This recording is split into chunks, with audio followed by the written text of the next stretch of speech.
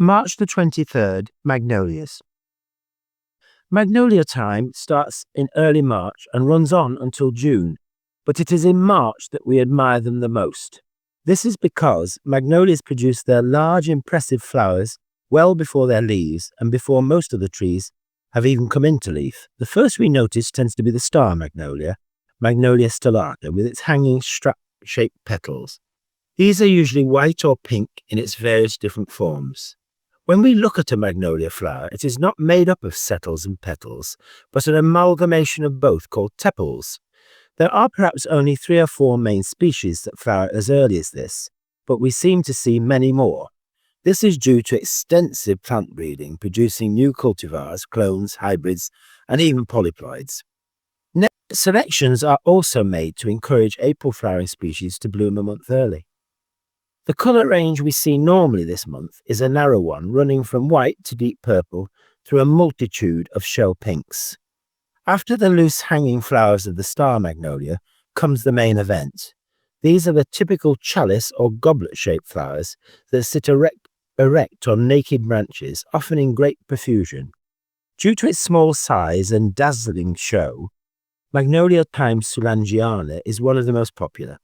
It originated in Paris in the 19th century from a cross between 2 famous early flowering lily magnolias, Magnolia denudata and Magnolia liliflora. It has numerous different coloured forms. Some are ivory or rose in colour, whereas others are just stained purple at their base. Then there are the more famous forms, such as Lenii, which just has enormous goblets made up of tepals that are purple on the outside and yet creamy white within. One of its parents is the ivory-coloured Chinese Yulan, Magnolia denudata.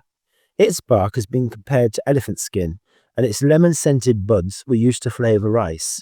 Its tepals are thicker and more fleshy than usual. They are ivory-coloured on the outside and yet milky white within. It was a great Victorian favourite and can still be found in Victorian parks such as Ruskin Park. Its other parent was the equally beautiful lily-flowered Magnolia liliflora.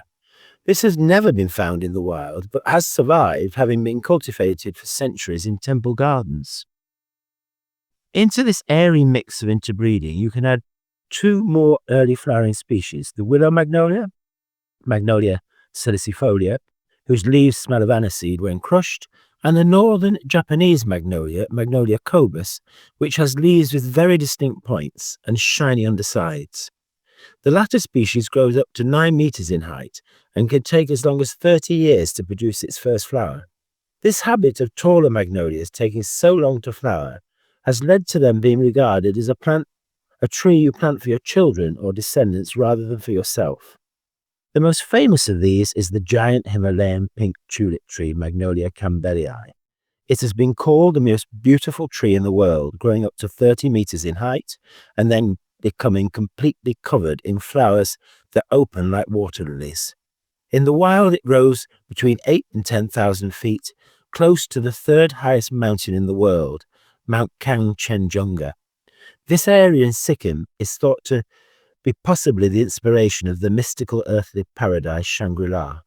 It was first discovered by another famous plant hunter, J.D. Hooker.